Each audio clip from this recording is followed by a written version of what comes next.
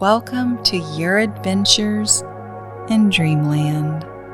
Soft, surreal, and slightly cheeky sleep stories with awe and wonder. I'm Serene, your guide tonight. You may have noticed my stories are very different, yet kind of the same. That's because I write in many styles. Dreamscapes are surreal journeys where strange and beautiful things happen. Dream Grounds is cozy nostalgia that honors the unsung magic of real life. Dream Wonders explores incredible science, nature, and history. Dream Studies dives deeper into academia like physics and philosophy. Dream Priming is like an affirmation and a fun story. And Dream Spoofs takes a funny look at life's insanities. They all blend, but each has a home. Look in the playlist to find one that fits your night. They're all pretty yummy. If this speaks to you, tell the algorithm. A like or a share goes farther than you can think. It helps me keep the night lights on. And do tell in the comments what stories you love, or whatever you'd like for me to dream up next. Now, we return to what we are.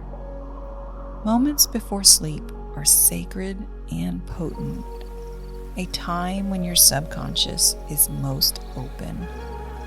Over 90% of how we feel and act is shaped here. So these stories aren't just for sleep. They're immersive adventures carefully curated to expand your inner world and spark real change in your outer one. It's like planting a seed in fertile soil. Let it take root, because in sleep, you unknowingly return to your purest state. Bliss, awareness, freedom. Your story begins.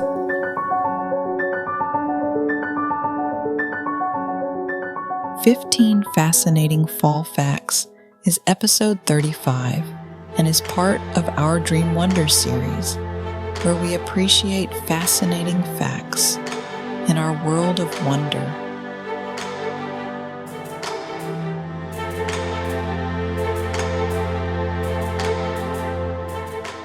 Okay, either you've time traveled into a pumpkin-scented forest, or you've been emotionally manipulated by nutmeg again.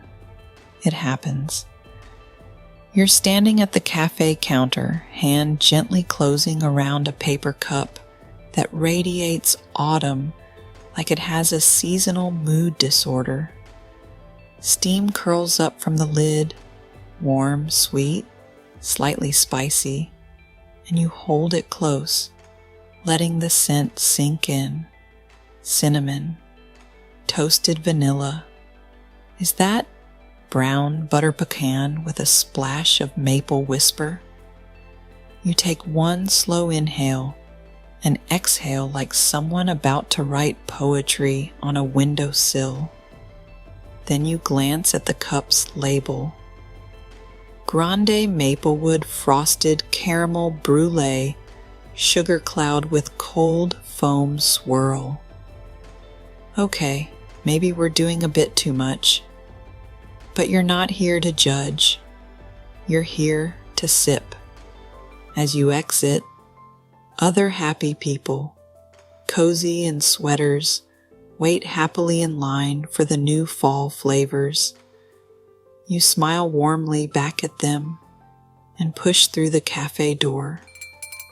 A tiny silver bell rings above you like a chime in a wind that hasn't started yet. The air outside wraps around your shoulders like a friendly shawl, crisp, dry, touched with something woody and familiar. Leaves spiral lazily past your face in shades of rust and goldenrod, making no effort to be subtle about how gorgeous they are. Across the quiet street, the park is waiting. Golden light dapples across the sidewalk like someone spilled tea on the afternoon. The trees seem to lean slightly inward, like they know you're coming. You cross slowly, no rush. Each step is that satisfying crunch. Dry leaf under shoe, autumn's applause, and there, nestled between two old trees with peeling bark and soft shadows, is your bench, the one that always seems open just when you need it, the one that looks like it remembers things. You sit, the cup warms your hands, the wind ruffles your sleeve, and the world, for once, feels paused. You take a sip, and that's when it starts.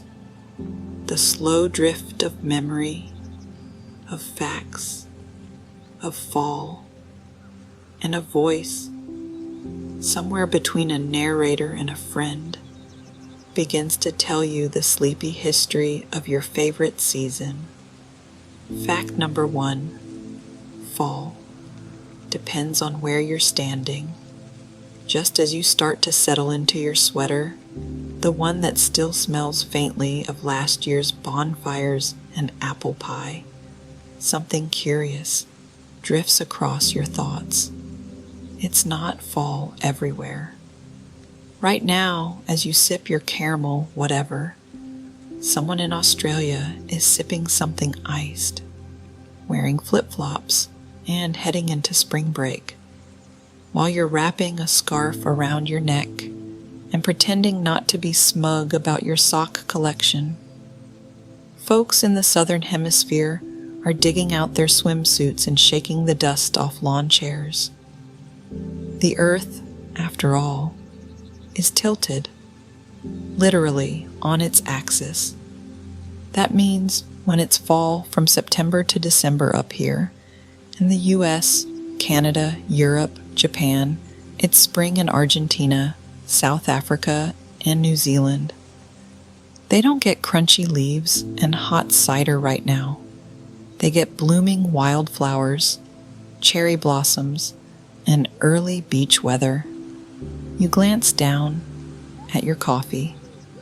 Suddenly, it feels oddly exclusive, as if your warm drink is part of a secret club that only half the planet is invited to.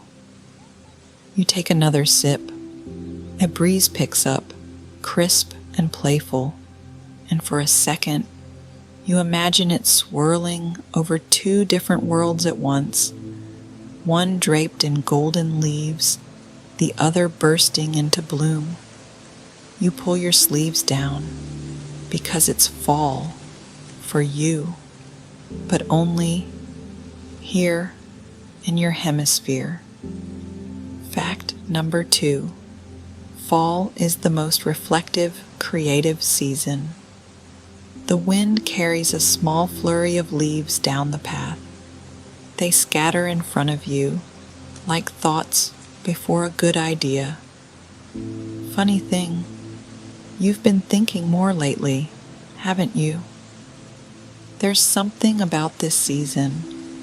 As the days get shorter and the sun angles lower, our inner world gets louder.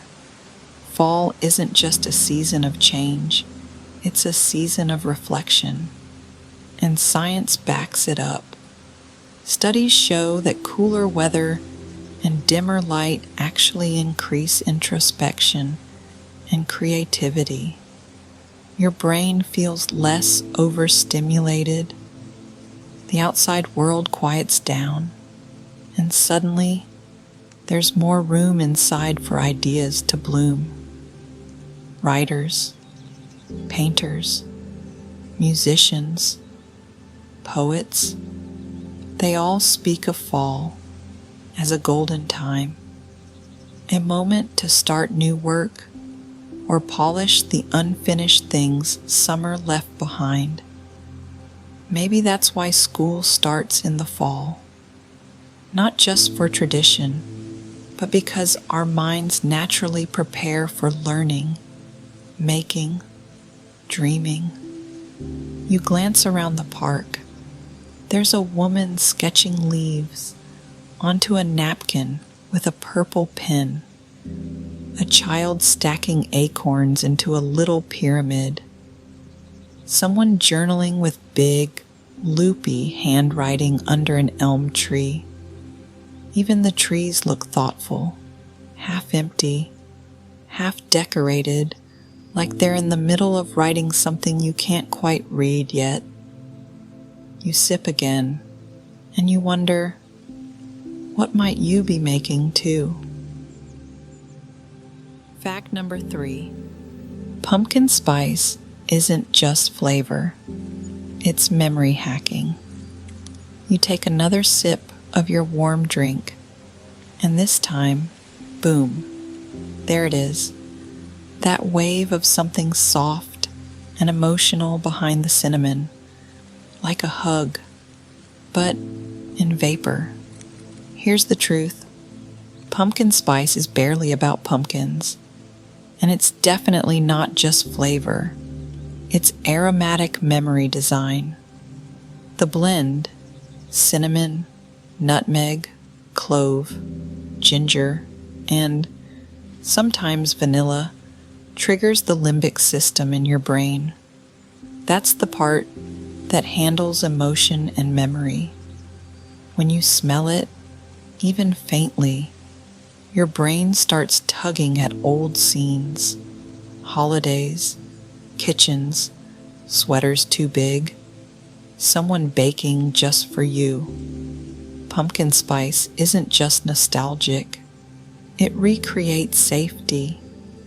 And that's why it sells out, why we joke about it, why it shows up in candles, lattes, muffins, and questionable beauty products. You inhale again, and the scent wraps around your memories like steam curling around a window. Pumpkin spice doesn't taste like fall. It feels like remembering how good fall used to feel. And in that moment, on your park bench, with your silly cup in hand, and the breeze nuzzling your sleeves, you feel it again. That warmth, that return, that something is rightness, and you smile, because you don't need science to tell you. It works. Fact number 4. Fall used to be called harvest. The wind changes ever so slightly. You smell something faint, smoke, apples, a memory. You take another sip as the voice continues. Before we called it fall, this season had a different name. It was simply known as harvest. Not poetic, not fancy, just true. In Old English, it was Hairfest, meaning to gather. It was the time when the crops came in, when people collected what they'd planted, dried herbs in bunches, laid firewood in stacks, and sealed jars full of sweet, red things to get them through the cold. Autumn wouldn't arrive in the English language until the 1300s, and fall, that was a romantic nickname. It came later, short for fall of the leaf, like someone describing it in a love letter. You glance up at the tree nearest you, and, as if on cue, one coppery leaf lets go. Just one. It twirls lazily downward and lands silently on the ground at your feet. Fall of the leaf. And here you are, right on time. Fact number 5, trees don't drop leaves because they're dying. You reach down and gently nudge the leaf with your toe. It crunches softly, but it's not sad. The voice continues, wrapping around your ears like a scarf. Here's the secret about fall leaves. They're not falling because the tree is dying. They're falling because the tree is smart. As the days grow shorter, the tree begins to prepare for winter. It gently builds a wall, cell by cell, at the base of each leaf stem, cutting it off from the flow of nutrients, like a parent tucking a child in for rest. Eventually, the leaf lets go, not in pain, in preparation. The process is called abscission, and it's not decay, it's design, because keeping those leaves through winter would waste energy, freeze them, damage the tree. So instead, the tree releases them, gracefully, deliberately, like someone taking off a heavy coat before a long nap. You look up again. The branches above you don't look bare. They look lighter, like they're finally breathing. Fact number 6. There's a reason fall smells so good. The wind brushes past your cheek, just a little stronger now, and it brings something with it, a scent, warm, earthy, sweet, slightly smoky. You close your eyes. There it is. Fall doesn't just look different, it smells different, and your brain knows it. As the leaves break down, they release a swirl of compounds into the air, tannins, terpenes, and something called geosmin, a molecule humans are especially sensitive to. It's what makes dirt smell like dirt after it rains. It's why a walk in the woods this time of year feels like memory perfume. Add to that the scent of chimneys, wind-dried flannel, cinnamon sticks, pine needles, and the faint echo of last week's apple pie. No wonder fall hits the olfactory system like a warm blanket dipped in nostalgia. The air shifts again.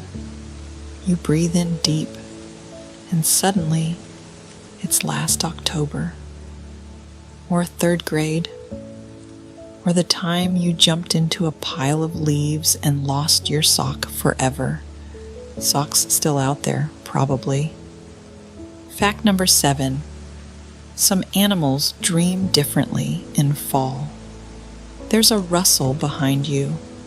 You glance over your shoulder and spot a squirrel curled into a loose spiral near the roots of a tree, half tucked in its tail like a blanket. It's not asleep exactly, but it's not quite awake either. Somewhere in between, just like the season. See, humans aren't the only ones who shift gears when the days get shorter. In fall, animals begin to dream differently. Some mammals, like bears, raccoons, chipmunks, enter a state called torpor, a kind of shallow hibernation. Heart rate slow, body temperatures drop, brain waves change. It's not full-on sleep, but something more, like a long blink between seasons. Birds begin to sleep in shorter bursts, preparing for migration. Foxes nap more often. Even insects begin a strange winding down, like clocks turning slower with every golden day. And here's the wild part. Some animals literally sleepwalk into winter. Their brains begin shifting weeks before the first frost, following ancient invisible signals tied to light, temperature, and smell. You glance at your own hand, still wrapped around the warm drink. Have you been sleeping differently too? Maybe. Maybe your body also knows something your schedule doesn't, that it's time to slow, to gather, to begin the quiet work of rest. The squirrel shifts in its sleep. You smile. Same, little buddy. Same. Fact number 8. Autumn light hits differently. The sunlight shifts across your hand, and for a moment, it doesn't feel like ordinary light. It feels golden. Not just bright, but kind. Like it's trying to tell you a secret, but softly. There's a reason for that. In autumn, the sun sits lower in the sky. Its rays pass through more of the Earth's atmosphere before reaching us, which means shorter, bluer wavelengths scatter, and what's left is warmer, richer, and softer. The world isn't changing color just because of leaves. The light itself has changed. That golden hue, it's science. That cozy feeling, it's also you. Photographers call it the golden hour. In autumn, it feels like the entire day is one long golden hour. Shadows stretch a little longer. The world turns more cinematic. Even your own face in the mirror catches light in a way that feels more flattering, even if you haven't changed a thing. You glance around the park.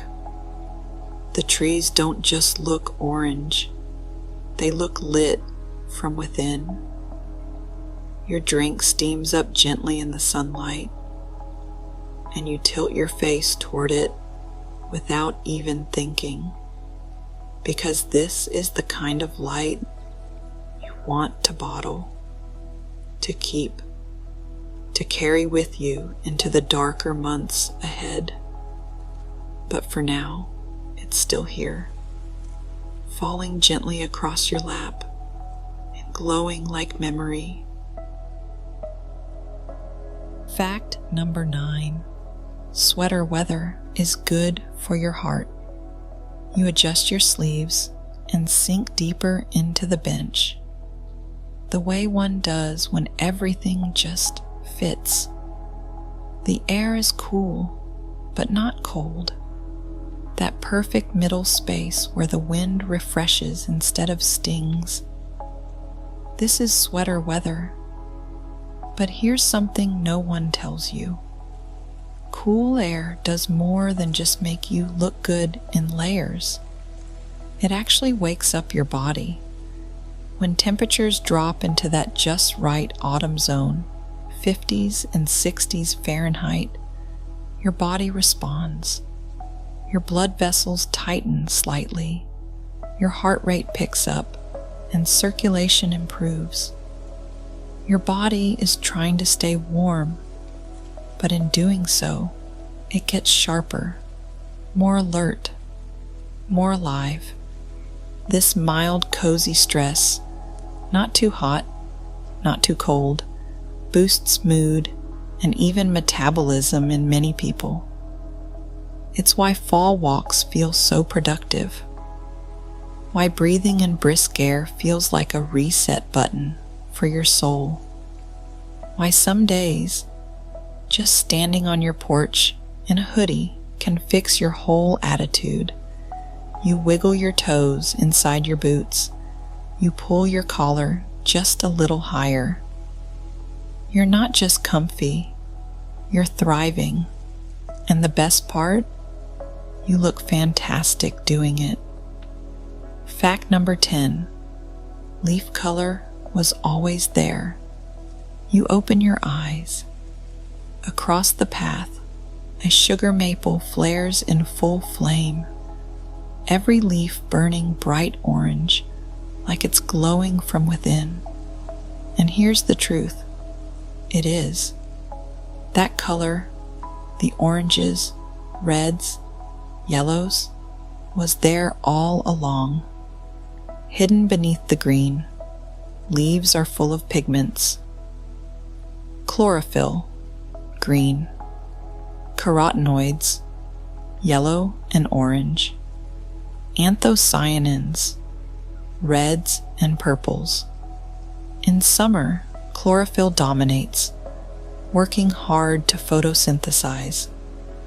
But as fall arrives and the tree prepares to rest, chlorophyll breaks down, and suddenly the secret colors are revealed, not added, revealed, like the trees have been saving up something beautiful just for you. You sip your drink and glance back up. Now every tree looks a little more honest, like they're finally showing you who they are when they don't have to work so hard. Fact number 11. Fall's full moons have names and meaning. A soft breeze tugs at your sleeve.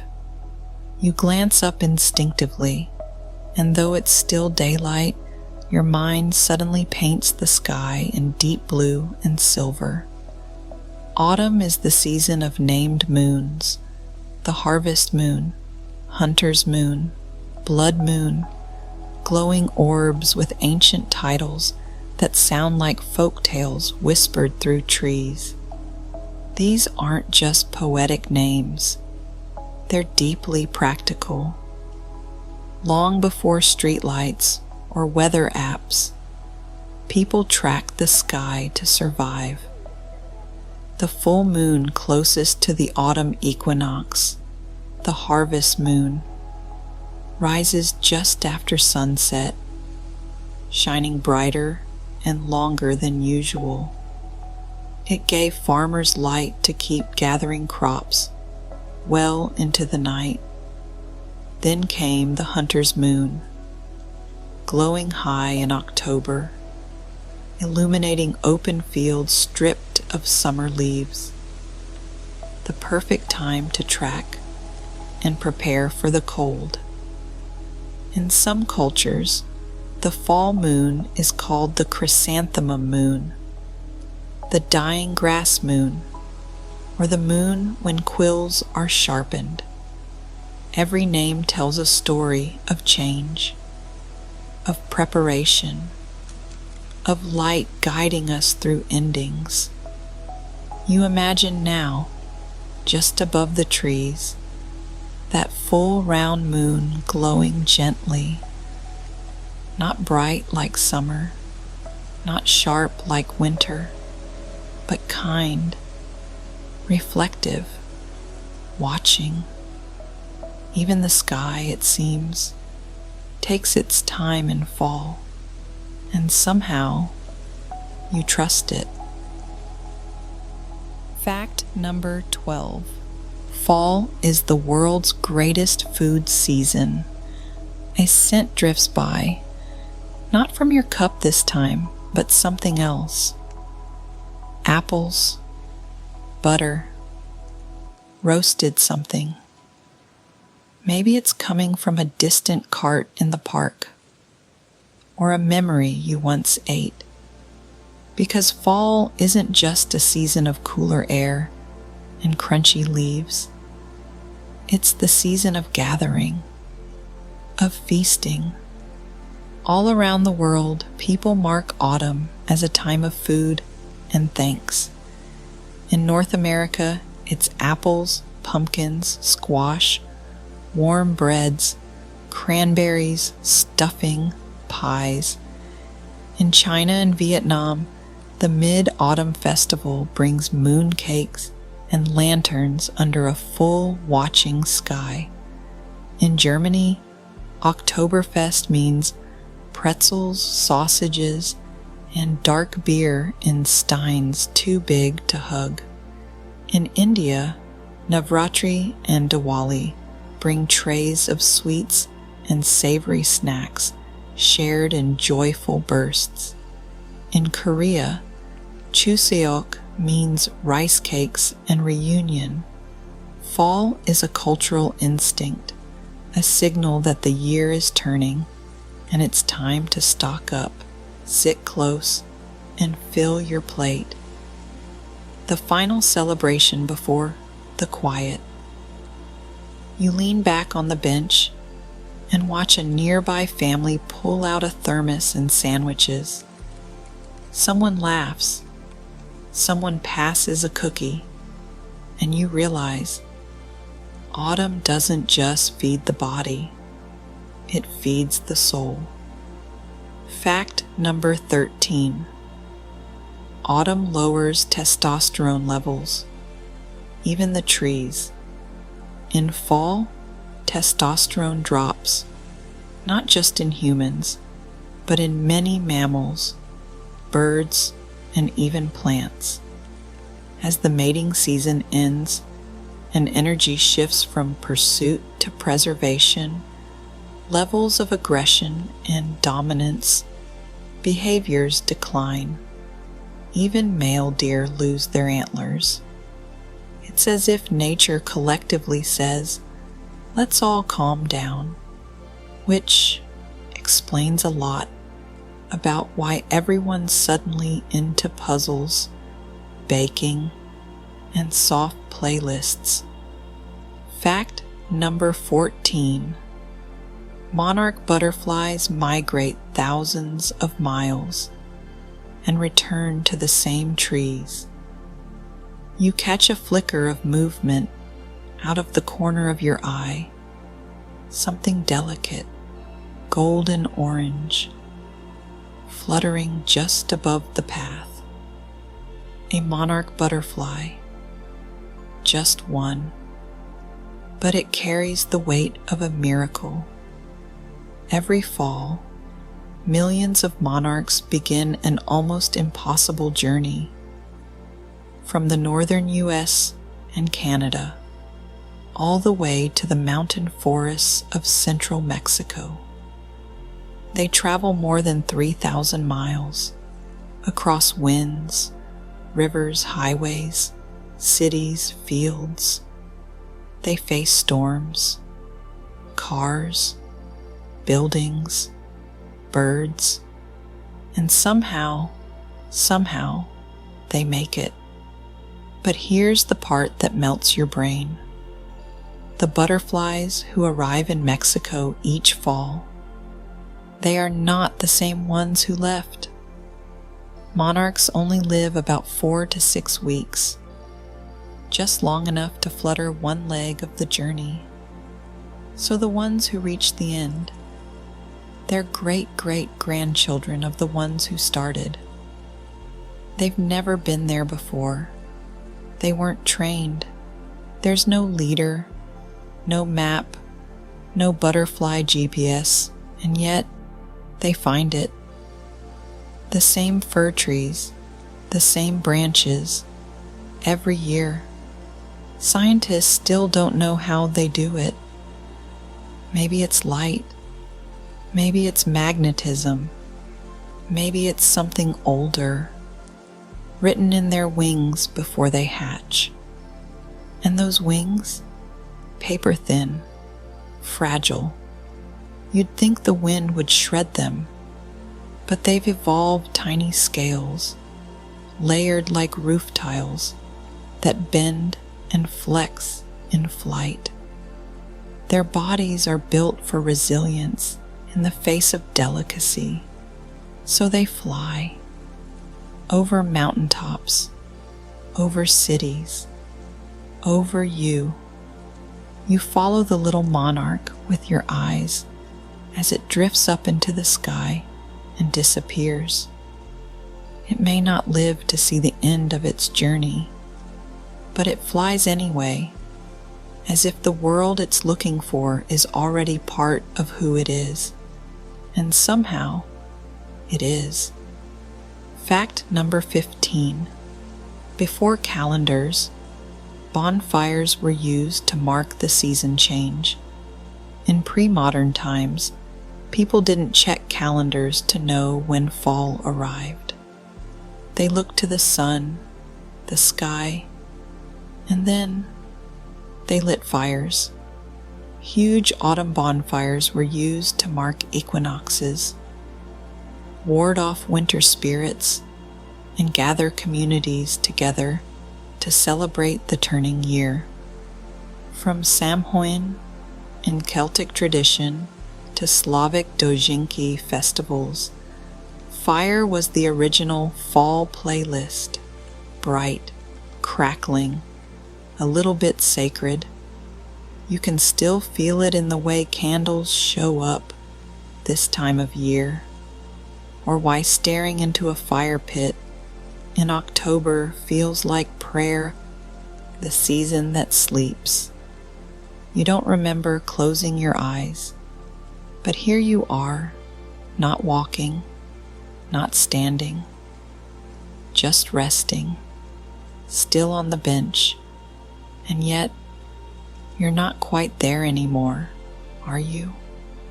Somewhere in the corners of your thoughts, the city park drifts away like a mist. The wind is quieter now. The light, low and honeyed, folds around you like a favorite blanket. Maybe you're not sitting at all. Maybe you're floating. The leaves no longer rustle. They whisper. The warm drink is gone, but its comfort lingers in your chest. Your body begins to understand something before your mind does. It's time to rest. Not because you're tired, but because the season is. Fall is the moment the world exhales. It lets go. It slows down. It sleeps. And so do you. The park becomes a dream of a park. The trees become memories of trees. Your sweater, your boots, the bench, everything begins to blur, but in the gentlest way, as if your thoughts are turning to pages, and then to soft, empty space. Above you, a single leaf floats down like a lullaby, and as it touches the ground, you are home. Good night.